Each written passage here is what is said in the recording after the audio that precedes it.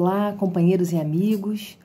É com muita alegria e satisfação que nos encontramos mais uma vez para alimentar os nossos corações de horizontes, para alimentar nossa alma com as palavras do Cristo.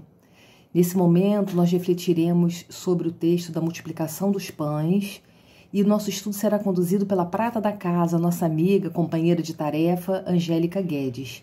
E para iniciar as nossas reflexões, para preparar o nosso ambiente interno, nós trouxemos uma página que é do Fonte Viva, capítulo 133, que se intitula Que Tendes? É um livro psicografado pelo nosso saudoso e amado Chico, ditado por Emmanuel. E ele se intitula, como dissemos, Que Tendes? E ele então começa assim: perguntava-lhes: quantos pães tendes? Disseram-lhe 7. Quando Jesus, à frente da multidão faminta, indagou das possibilidades dos discípulos para atendê-la, de certo procurava uma base, a fim de materializar o socorro preciso. Quantos pães tende? A pergunta denuncia a necessidade de algum concurso para o serviço da multiplicação. Conta-nos o evangelista Marcos que os companheiros apresentaram-lhe 7 pãezinhos, dos quais se alimentaram mais de 4.000 pessoas, sobrando apreciável quantidade. Teria o mestre conseguido tanto se não pudesse contar com recurso algum? A imagem completa compele-nos a meditar quanto ao impositivo de nossa cooperação para que o celeste benfeitor nos felicite com seus dons de vida abundante. Poderá o Cristo edificar o santuário da felicidade em nós e para nós, se não pudermos contar com os alicerces da boa vontade em nosso coração? A usina mais poderosa não prescinde da tomada humilde para iluminar o aposento. Muitos esperam o milagre da manifestação do Senhor, a fim de que lhes sacie a fome de paz e conforto. Mas a voz do Mestre no monte continua ressoando, inesquecível. Que tendes? Infinita é a bondade de Deus. Todavia, algo deve surgir de nosso próprio eu em nosso favor. Em qualquer tempo de nossas realizações para a vida mais alta, apresentemos a Jesus algumas reduzidas migalhas. De esforço próprio, estejamos convictos de que o Senhor fará o resto. Então vamos silenciar um pouquinho o nosso coração, os nossos pensamentos, e numa só voz, numa só emoção, agradecemos ao Pai pela oportunidade desse evangelho maravilhoso, a oportunidade de estarmos encarnados, a oportunidade das provas que chegam aos nossos corações como desafio, mas depois se transformam em conquistas. Agradecer ao Pai os corações amigos que conosco caminham nos 2 planos da vida. E rogar que envolva e abençoe a todos nós nesse momento de estudo, para que, como mesmo disse o Mestre, tenhamos olhos de ver e ouvidos de ouvir. Um ótimo estudo para todos.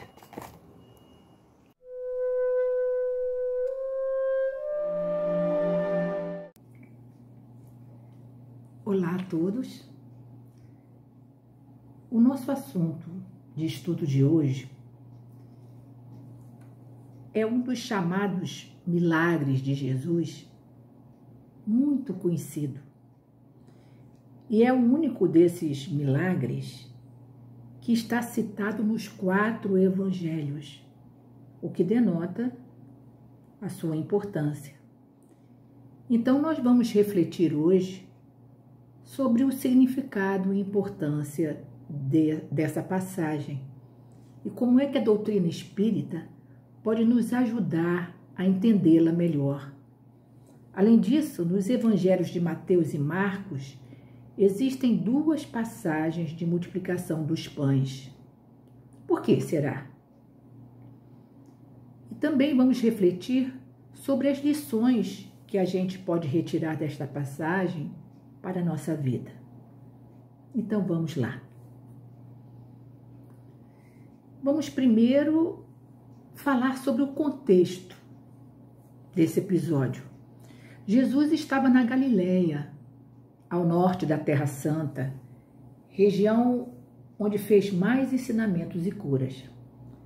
E segundo o evangelista Marcos, esta passagem aconteceu próxima ao episódio conhecido como Missão dos 12, onde Jesus escolhe os 12 discípulos, lhes dá autoridade e poder de cura e lhes manda sozinhos às aldeias próximas para divulgarem o reino de Deus.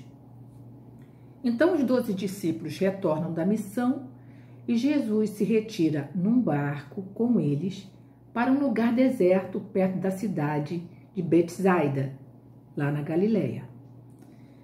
Uma multidão de pessoas que estavam na região segue Jesus a pé. Essa multidão era numerosa e, segundo o Evangelho de João, o tempo era perto da Páscoa, que era uma festa importante para os judeus.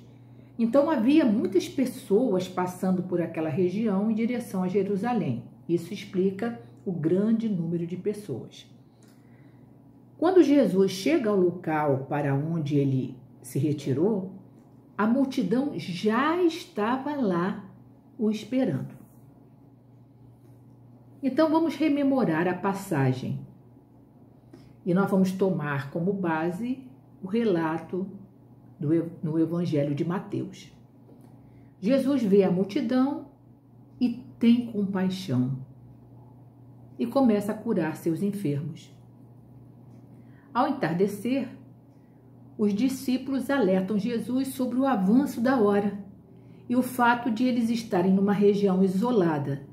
Então sugerem que Jesus mande embora a multidão para que as pessoas possam ir às aldeias mais próximas comprar alimentos.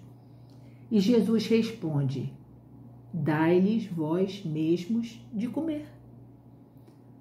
E os discípulos falam: mas só temos aqui 5 pães e 2 peixes. Então Jesus responde: trazei os alimentos aqui.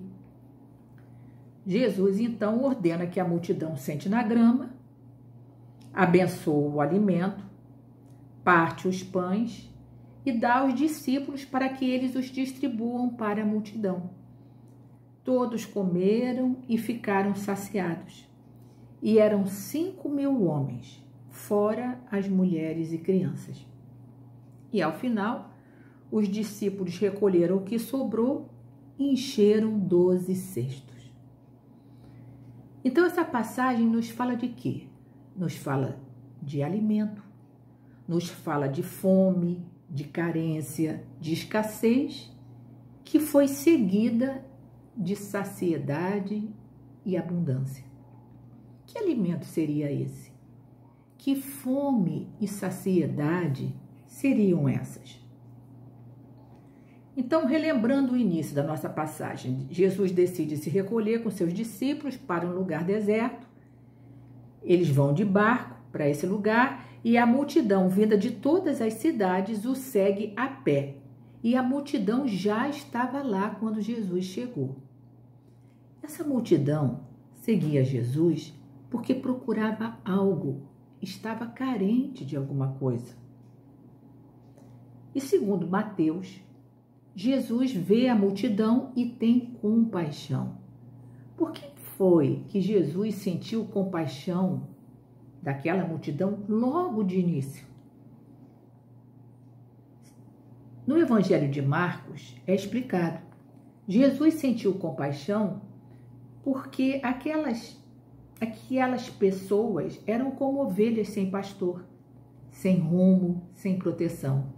Então Jesus observou que a multidão tinha carência espiritual e moral e estava sem rumo, desprotegida. Teve compaixão e começou a ensinar e a curar. Então, continuando. Segundo Mateus, ao entardecer, os discípulos alertam Jesus sobre o avançar da hora. Então, lembram-se, eles sugerem que Jesus mande embora a multidão para que as pessoas possam ir às aldeias comprar alimentos para si próprios. Jesus tinha percebido a fome e a escassez espiritual daquelas pessoas, mas os discípulos só perceberam a fome material. Talvez eles próprios estivessem com fome. Então ele sugere a dispensa das pessoas para elas comprarem alimentos fora, Ou seja, observa-se um certo descomprometimento. Os discípulos detectaram um problema, mas a solução do problema estava fora dali, fora deles. A proposta dos discípulos era no sentido de se livrar do problema, já que o problema era das outras pessoas. E nós não devemos esquecer que os discípulos já estavam há algum tempo com Jesus e já tinham até recebido a missão e autoridade para divulgarem o reino de Deus e curarem os doentes. Portanto, já tinham alguma preparação e conhecimento que os levassem a ter mais empatia. Mas isso não ocorreu. E qual foi a reação de Jesus ao notar essa falha dos discípulos? Como vimos, Jesus responde, segundo Mateus, dai-lhes vós de comer. Então Jesus traz o problema para dentro e faz o convite. Vocês podem resolver o problema, porque Jesus sabia que os discípulos teriam condições para isso. Era um convite, mas também era uma prova. Vamos refletir sobre o problema que estava existindo ali. De fato, não havia um problema, havia 3 problemas. Primeiro, uma carência, uma fome de alimento material. Também havia uma carência, uma fome de alimento espiritual e moral. E havia um terceiro, que era a desigualdade de riquezas, tanto material quanto espiritual. Uns tinham mais, outros menos, outros nenhum. Porque a gente sabe que tem a riqueza material e a riqueza espiritual. E espiritualmente, os discípulos eram mais ricos que aquela multidão, pelos ensinamentos que já tinham recebido de Jesus. E a doutrina espírita nos ensina que a riqueza é a prova da caridade e da abnegação, seja a riqueza material como a riqueza espiritual. Por isso os discípulos estavam sendo colocados à prova por Jesus. Os discípulos já tinham recebido seus ensinamentos, fazendo praticamente um curso intensivo, e saberiam eles agora usar a riqueza espiritual que já tinham? Mas a gente viu que os discípulos não mostraram muito boa vontade e ainda minimizaram os recursos que dispunham, falando, só temos 5 pães e 2 peixes. De fato, essa reação dos discípulos não é absurda, nem incomum, porque sem Jesus, qualquer ser humano ficaria desanimado diante daquela multidão com fome e dispondo de tão poucos recursos. Mas os discípulos não estavam sozinhos, eles estavam com Jesus, e isso faz toda a diferença. E é interessante a gente chamar a atenção que no Evangelho de Marcos, quando Jesus fala assim, dai-lhes vós mesmos de comer, os discípulos respondem de uma forma diferente. Os discípulos falam assim, vamos então gastar 200 denários para comprar pão e dar-lhes de comer? Ou seja, os discípulos de imediato só veem a solução de compra e estranham que eles tenham que gastar dinheiro, quer dizer, seus próprios recursos, e não era pouco, porque 200 denários na época não era pouco, com um problema que eles acham que não é deles. Ou seja, Jesus e os discípulos identificaram o problema segundo suas sensibilidades. Havia a fome material e havia a fome espiritual. E as propostas de solução eram diferentes, de acordo com o entendimento de cada um. Ou livrar-se da dificuldade, ou amparar os que sofriam a privação. E no Evangelho de Marcos, Jesus, ele também faz diferente. Quando os apóstolos dizem, poxa, quando os discípulos dizem, vamos gastar 200 denários, aí Jesus responde, quantos pães tendes? Ides ver. E aí os discípulos vão e voltam e dizem, e aí que eles dizem, temos 5 pães e 2 peixes. Então Jesus manda o quê? Manda os discípulos reavaliarem a questão. E aí só então os discípulos veem os recursos disponíveis. E observem que Jesus não pergunta quantos pães são necessários. Ele quer saber qual o recurso disponível. E os discípulos descobrem que ali realmente tinha alguma coisa, tinha alguns recursos, mas acham que é pouco diante do tamanho do problema. Agora vamos voltar de novo para Mateus. Quando Jesus diz assim: trazei os alimentos até aqui. Observe que Jesus mantém a calma, não se detém diante do problema e acredita nos recursos que dispõe. Então nós tiramos a primeira lição dessa passagem. Nós muitas vezes não atendemos os convites de Jesus para tarefas a realizar, por enxergarmos o problema de forma ampliada e minimizarmos os recursos que dispomos ou que estão disponíveis para nós, inclusive o auxílio que Jesus pode nos dar. Lá no livro Vinha de Luz, ditado por Emmanuel e psicografado por Chico Xavier, tem uma mensagem chamada Migalha e Multidão. E nessa mensagem, Emmanuel nos diz que nós não devemos duvidar de nossas possibilidades no bem, ainda que mínimas. Ele diz assim: a migalha de nossas luzes é imediatamente suprida pelo milagre da multiplicação, uma vez que Jesus, considerando a oferta espontânea, abençoará o nosso pequenino patrimônio, permitindo-nos nutrir verdadeiras multidões de necessitados. Então veja que duas coisas são necessárias: a boa intenção e o auxílio de Jesus. Porque Jesus sempre estará conosco e nos ajudará quando tivermos boas intenções.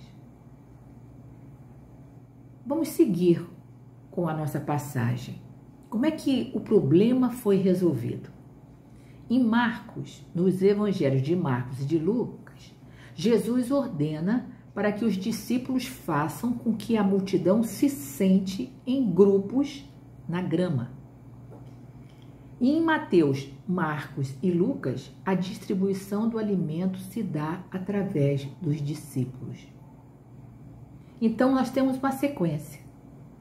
Primeiro passo, a multidão sentou na grama a pedido de Jesus. Sentar significa ficar calmo, ficar em posição de prontidão para receber o alimento. Porque na agitação, nada se vê, nada se ouve, nada se resolve. E nem mesmo comer na agitação faz bem. O segundo passo foi a divisão da multidão em grupos. Então aquela tarefa teve uma organização, uma metodologia, uma disciplina. E o terceiro passo foi a partilha, num trabalho conjunto, porque Jesus não trabalha sozinho. Ele pede ajuda aos discípulos. São eles que organizam a partilha e distribuem o alimento. Qual foi o resultado? Eficiência total. Todos comeram e ficaram saciados. E eram 5.000 homens, fora mulheres e crianças. Nós temos então a nossa segunda lição dessa passagem. Qualquer tarefa, inclusive as tarefas no bem, para ser eficiente, deve ser executada com organização, método e disciplina. E se o trabalho for em conjunto, deve haver divisão de tarefas e responsabilidades. Então, olha Jesus nos ensinando como fazer trabalhos, especialmente no bem. A nossa reflexão agora vai ser no sentido de pesquisar: houve milagre? Houve a multiplicação física dos pães? Primeiro nós temos que saber o que é milagre.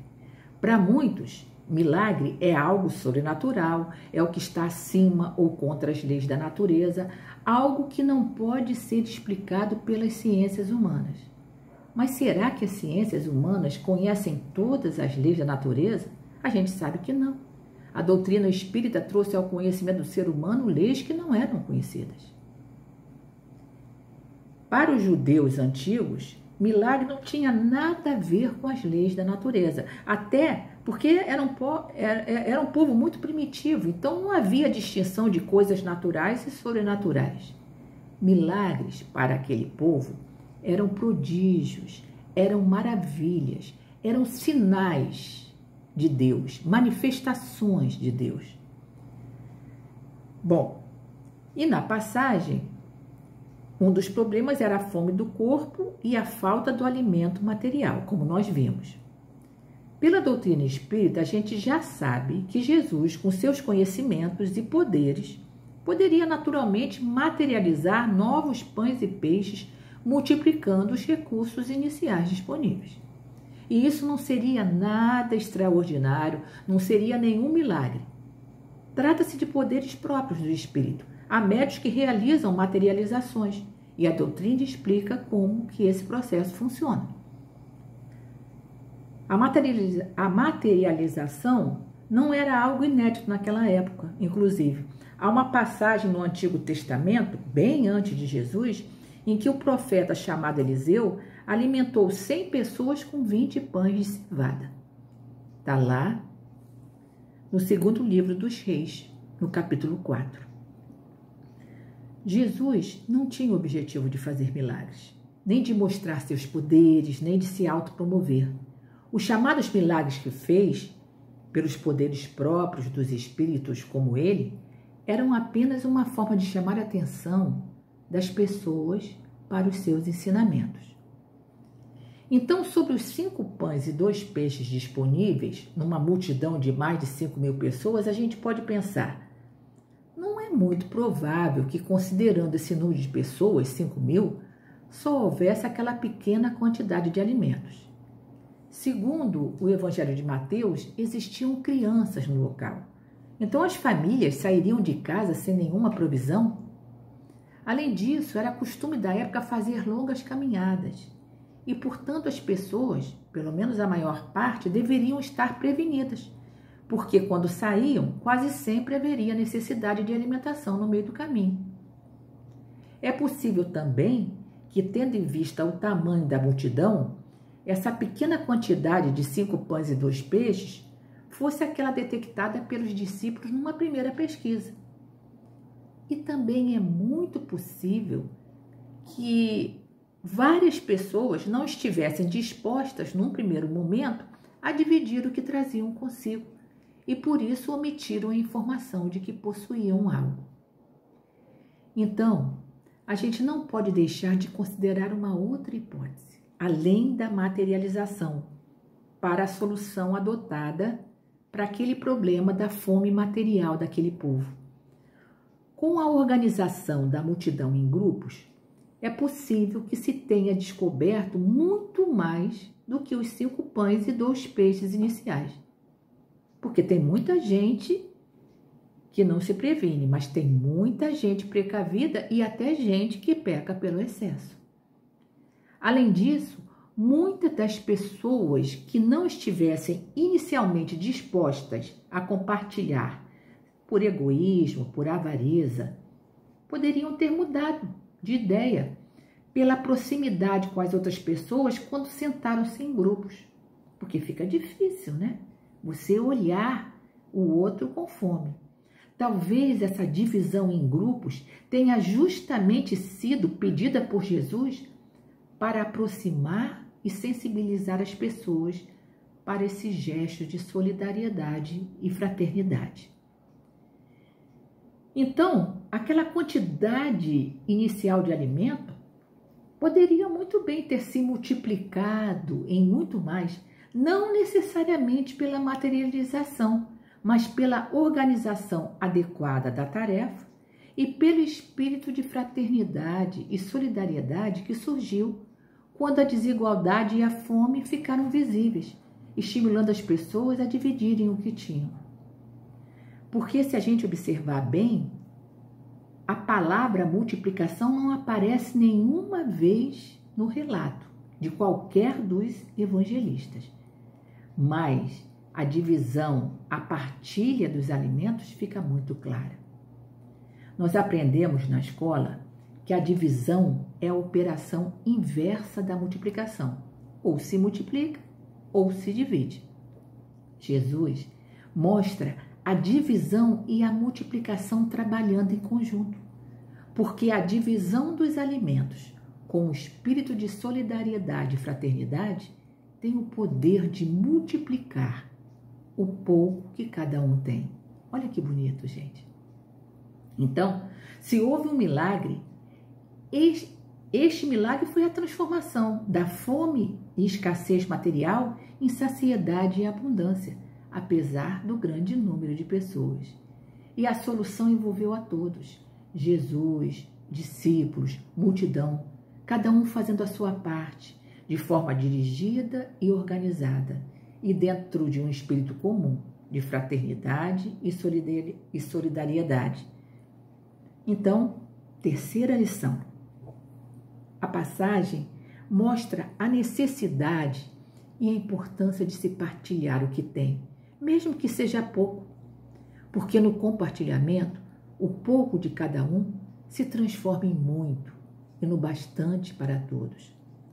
Fraternidade, solidariedade, partilha, essas são as chaves para se resolver o problema da fome, de qualquer tipo de escassez e de todas as desigualdades materiais no mundo. Mas isso só ocorrerá com a dizimação do egoísmo e orgulho dos seres humanos. E temos também uma quarta lição. Para haver um processo de multiplicação, a gente viu que tem que haver algo inicial, ainda que seja mínimo. Tudo aconteceu a partir dos 5 pães e 2 peixes, lembram? O auxílio divino está sempre à nossa disposição, mas para recebê-lo, nós precisamos contribuir com a nossa parte, por menor que seja.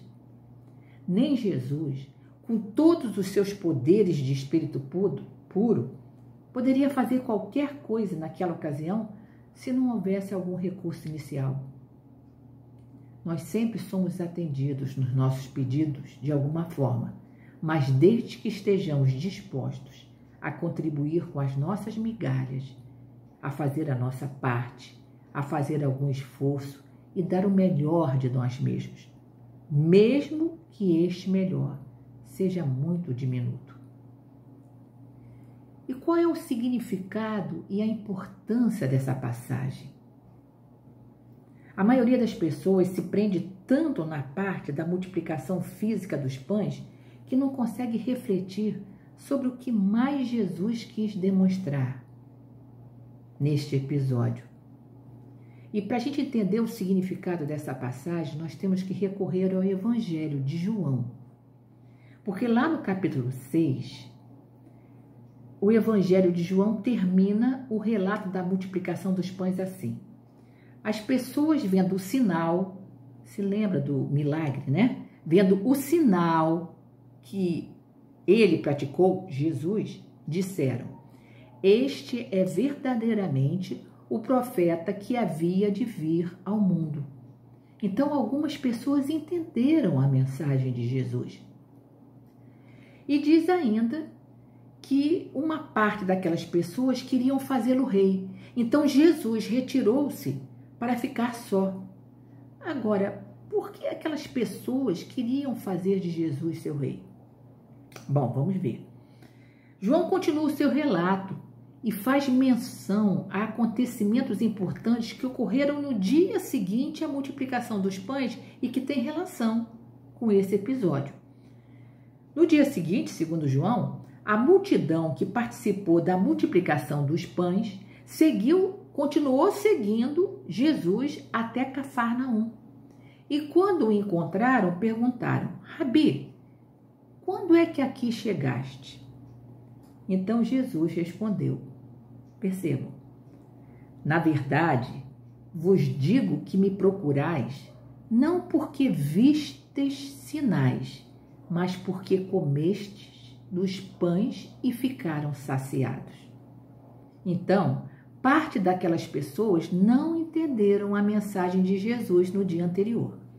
Comeram o pão material, o pão que alimenta o corpo, e acharam aquilo ótimo. Então queriam fazer de Jesus seu rei para que ele as saciasse sempre materialmente.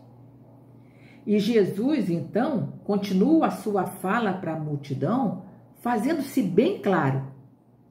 Veja, no Evangelho de João, no dia seguinte, Jesus diz qual era a sua intenção no dia anterior, naquele episódio da multiplicação. Não trabalheis em prol do alimento que desaparece, mas em prol do que perdura até a vida eterna, e que o Filho do Homem vos dará. Então, essa era a mensagem que Jesus quis passar no dia anterior.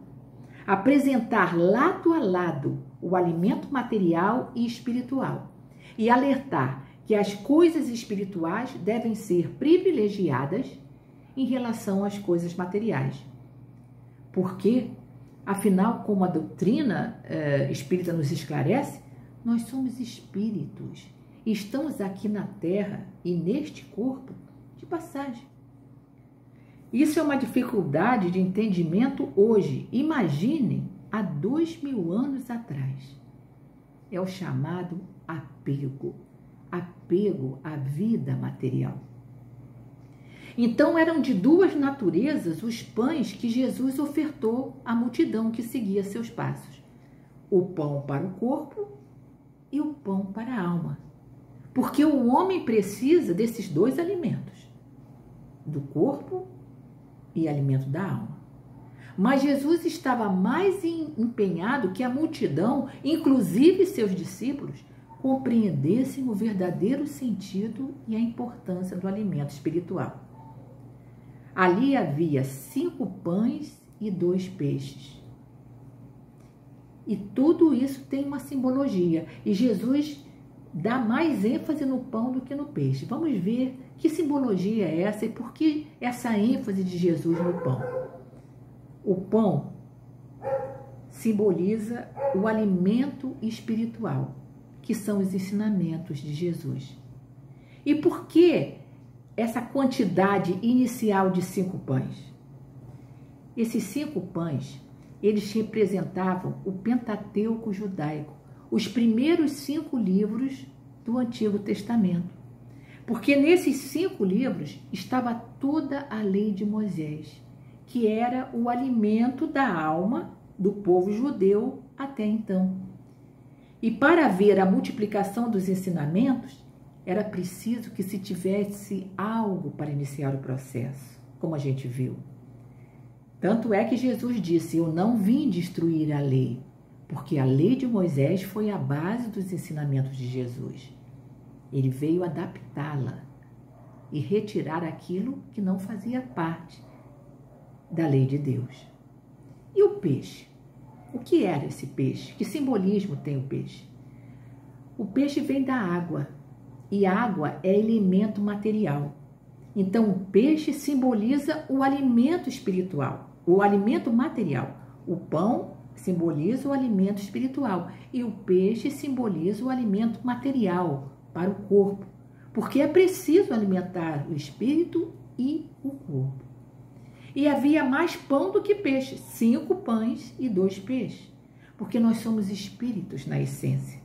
Nós precisamos muito do pão espiritual, porque nossa alma tem fome.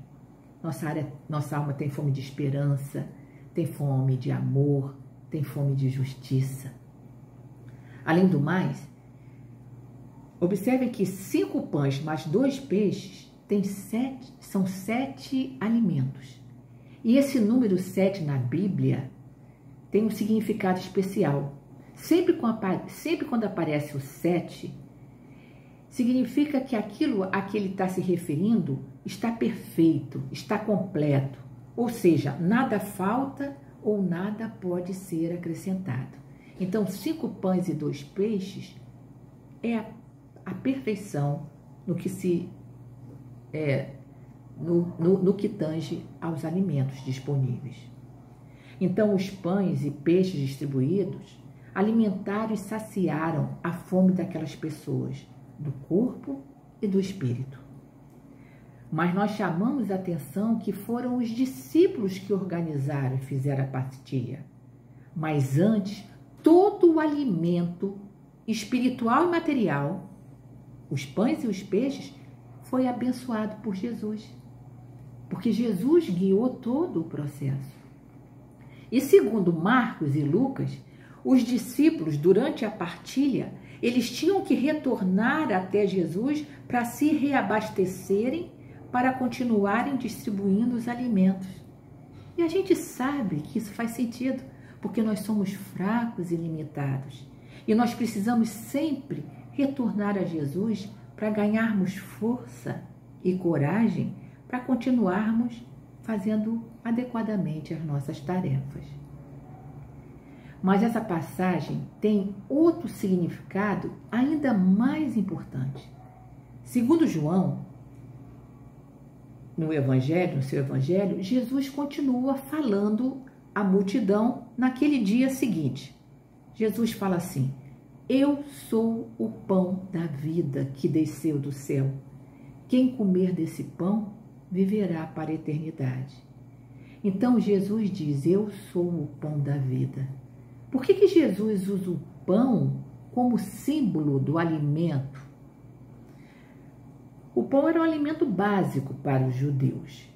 E na história do povo judeu, a gente vê que eles saíram do Egito em busca da terra prometida, sob o comando de Moisés, e ficaram 40 anos no deserto. E no deserto, aquele povo passou por duras provas, inclusive de alimentação. E eles recebiam o maná do céu como pão ou alimento do corpo. O pão para aquele povo tinha um significado muito grande de sobrevivência, de salvação. Por isso, quando Jesus diz: eu sou o pão da vida, aquele povo entendia perfeitamente o que Jesus queria dizer. Quando Jesus diz: eu sou o pão da vida que desceu do céu, Jesus revelou naquela hora, publicamente, quem ele era realmente e qual era a sua missão aqui na terra. Jesus revela que ele era o Messias, o enviado de Deus, aquele que o povo judeu estava esperando há muito tempo.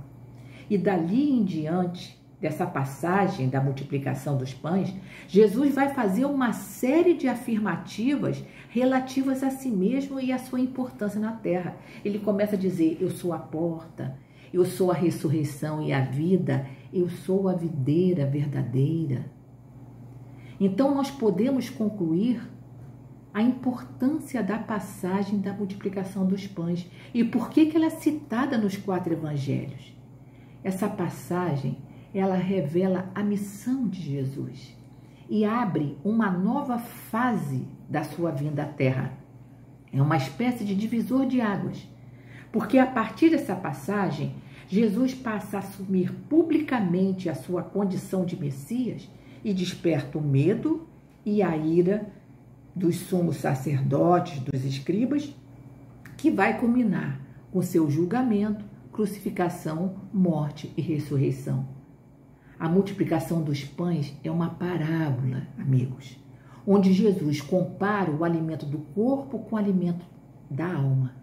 Mas também é uma parábola encenada, em que Jesus faz a representação da sua missão na terra. Vejam, Jesus, o pão da vida, é o pão espiritual enviado por Deus à terra para alimentar aquela multidão de espíritos carentes, que habita esse planeta de provas e expiações. Quando Jesus chega, ele se apresenta aos judeus, o povo que já o estava esperando, visto que Jesus era o Messias prometido, mas que eles não sabiam. Mesmo tendo alguma religiosidade, aquele povo tinha muita escassez intelectual e moral. Eram desprotegidos e estavam sem rumo. Queriam seguir Jesus, mas o seguiam a pé, ou seja, com os 2 pés na terra, isto é, com apego à vida material. Essa é a fonte das dificuldades, o apego. Então Jesus teve compaixão e começou a ensinar e curar. Jesus então organizou a sua tarefa de trabalho conjunto, escolheu seus discípulos, os ensinou e os preparou para eles divulgarem os seus ensinamentos, o pão da vida, partilharem os seus ensinamentos e multiplicarem a boa nova após a sua partida. Foi isso que aconteceu naquele episódio. E isso foi o que aconteceu na missão de Jesus. Mas ainda falta a gente refletir um pouco sobre aquele recolhimento das sobras no final, porque após a partilha foram recolhidas sobras dos pães e dos peixes, ou seja, do alimento material e do alimento espiritual. E isso tem um significado. Bom, todo alimento, seja material ou espiritual, é dado por Deus, com a finalidade de sustento do corpo e da alma, e, portanto, não deve ser desperdiçado. É uma conclusão bem lógica. Mas falando especificamente do alimento espiritual, nós temos uma outra lição. Os ensinamentos de Jesus, quando realmente aprendidos, são incorporados ao espírito. É patrimônio do espírito. Então, cada pão oferecido por Jesus e que cada discípulo incorpora a si próprio como espírito, deve ser usado para seu próprio sustento e deve ser repartido com aqueles que necessitam. E após cada partilha, esse pão deve retornar ao espírito para o seu próprio uso e partilhamento futuro com outros necessitados.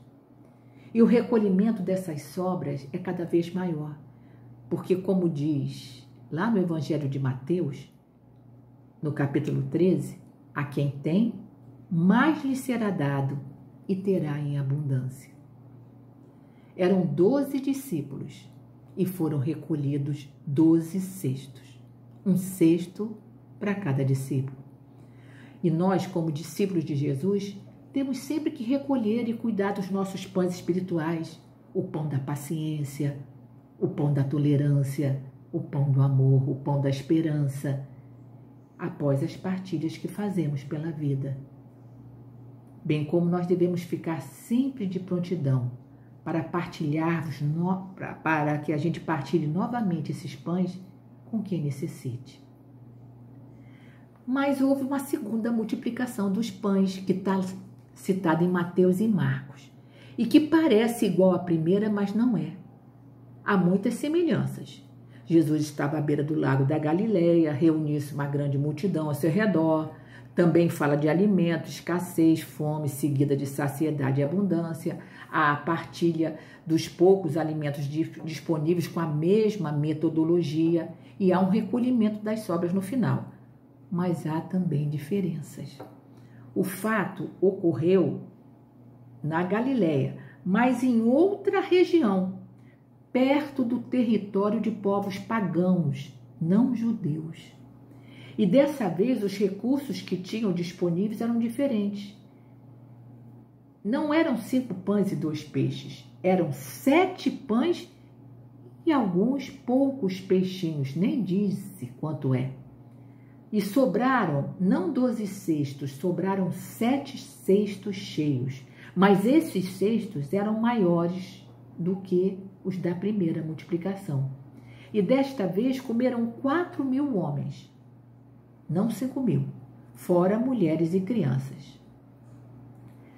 Na primeira multiplicação dos pães só estava o povo judeu. A segunda multiplicação dos pães, como era perto do território de povos pagãos, ou seja, não judeus, é muito provável que lá estivessem também os chamados gentios, visto que eles teriam ouvido falar de Jesus. Porque no Evangelho de Marcos diz que havia pessoas que vinham de longe nessa segunda multiplicação. Então, a gente conclui que na segunda multiplicação dos pães, Jesus multiplica o alimento também aos chamados estrangeiros. E isso faz todo sentido, porque Jesus não veio à Terra apenas para falar aos judeus. Ele veio para toda a humanidade. todos os povos e de todos os tempos. O povo judeu foi a porta de entrada, porque aquele povo já vinha sendo preparado para receber Jesus. Na primeira multiplicação, as pessoas esperaram menos de um dia para a multiplicação, indicando que elas já estavam prontas para se beneficiar da vida de Jesus. Foi logo no mesmo dia, na parte da tarde. Na segunda multiplicação, as pessoas esperaram 3 dias, segundo o relato dos 2 evangelistas, sem comer. E esse número 3 refere-se ao 3º dia após a morte de Jesus, quando houve a ressurreição. Porque foi justamente após a morte e ressurreição de Jesus que os apóstolos começaram a divulgar o evangelho aos povos pagãos. Ou seja, começaram a dividir o pão espiritual com outros povos que não fossem os judeus. Na segunda multiplicação também tem uma diferença. É Jesus quem alerta os seus discípulos para a fome da multidão. Jesus diz, estou compadecido com essa multidão, porque eles estão comigo faz 3 dias e não têm o que comer. Naquela primeira multiplicação, foram os discípulos que notaram a fome do povo. Então, mostra a preocupação dos primeiros discípulos em transmitir o evangelho à sua gente, aos judeus. Na segunda multiplicação, as pessoas ficaram 3 dias sem comer e os discípulos não notaram, até que Jesus advertiu sobre a fome do povo. A gente sabe que os judeus tinham como característica ser um povo mais sectário, mais fechado entre eles. Os discípulos, então, respondem a Jesus quando Jesus os alerta para a fome da multidão, né? Nessa segunda multiplicação. Eles dizem, de onde nos viriam tantos pães para saciar tamanha multidão? Vejam que a reação dos discípulos é diferente. Eles querem ajudar, mas não sabem como. Eles não querem se livrar do problema mais, mas eles não sabem como. E também ocorre uma dúvida, se os discípulos já haviam presenciado a primeira multiplicação, como é que teria feito essa pergunta? Já tinham visto? Como é que aconteceu? Essa pergunta, que mais parece uma amnésia, é porque os discípulos que estavam com Jesus na segunda multiplicação não necessariamente seriam aqueles que estavam com Jesus na primeira multiplicação. O exemplo é o apóstolo Paulo, que divulgou muito o evangelho entre os outros povos, mas Paulo não conheceu Jesus, não conviveu com Jesus. A passagem da segunda multiplicação diz que havia 7 pães e alguns peixinhos. Por que havia mais pão nessa segunda do que na primeira multiplicação, que só tinha 5? Porque na segunda multiplicação, os discípulos estavam mais fortalecidos, eles tinham mais pão para distribuir. E 7 pães, se lembram? 7, o número que indica perfeição, completude. Somente na segunda multiplicação, a missão de Jesus se completa, fica perfeita. E quando fala alguns peixinhos, é porque o alimento material perdeu importância. O importante mesmo, as pessoas, os discípulos já tinham entendido que o importante era um pão espiritual. E sobraram 7 cestos cheios. A palavra grega usada no texto original da primeira multiplicação é kófinos, que era o nome dos pequenos cestos de vime usados pelos judeus. E na partilha com os pagãos, as sobras enchem 7 cestos e não 12. Mas dessa vez o termo grego usado é espiris, que eram cestas grandes de corda usadas pelos povos não judeus nas suas atividades. E são 7 cestos. De novo, o uso do número da perfeição e da completude. Estava completando a missão de Jesus. Agora tem a dúvida, será que houve duas multiplicações dos pães? Segundo os estudiosos, sob o ponto de vista histórico, houve apenas uma passagem.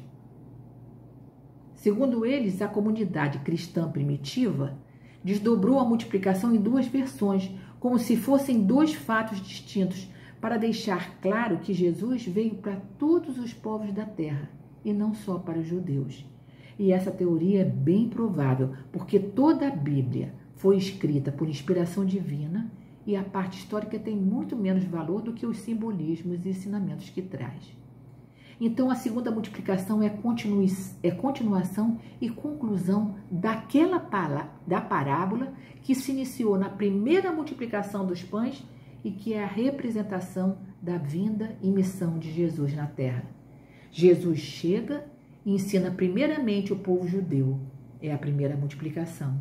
E depois, através de seus discípulos, ele chega até os demais povos da terra de todos os tempos, numa segunda multiplicação de seus ensinamentos.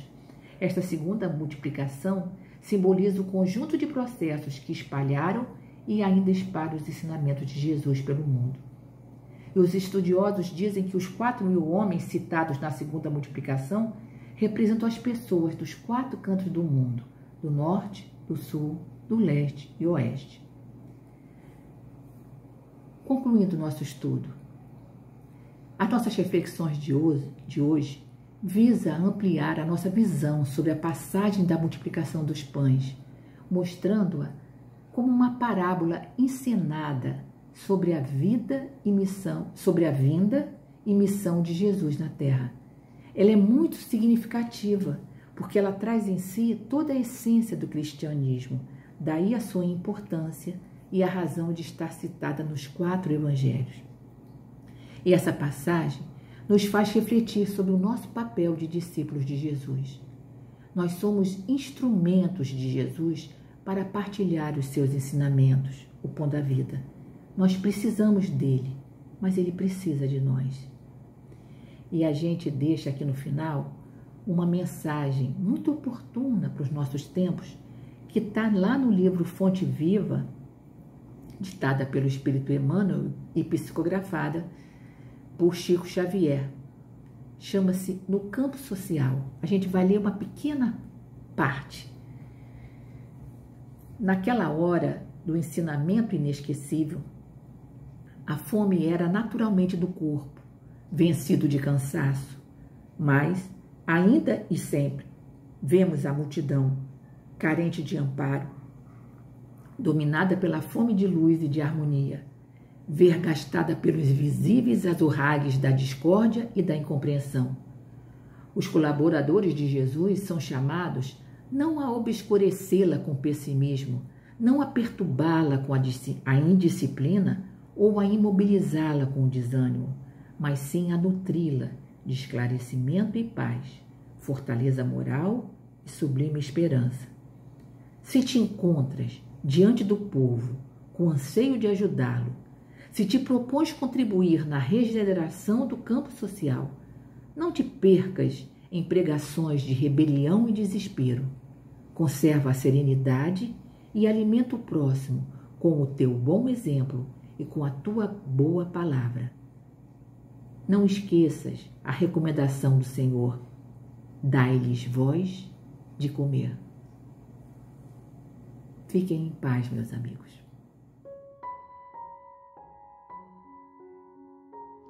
Deus, nosso Pai, Jesus, nosso irmão, conselheiro e mestre, agradecidos estamos pelas reflexões trazidas na palestra de hoje, que possamos internalizar cada um deles e pô-los em prática. Vos pedimos que essa paz que sentimos nesse momento possa se estender por nossa cidade, nosso estado, nosso país, nosso orbe terrestre e nossos lares. Agradecidos estamos pela oportunidade bendita da doutrina espírita que nos abre o horizonte. Pedimos ainda, Senhor, pelos nossos irmãos em aflição do corpo e do espírito, Nós rogamos por aqueles que, por fraqueza, algum momento de dificuldade, resolveram tirar suas próprias vidas. Abençoa, Senhor, os irmãos suicidas. Abençoa ainda, Senhor, aqueles que já têm o propósito de te servir. Permanece em nossos corações, nos abençoando, hoje e sempre. Que assim seja.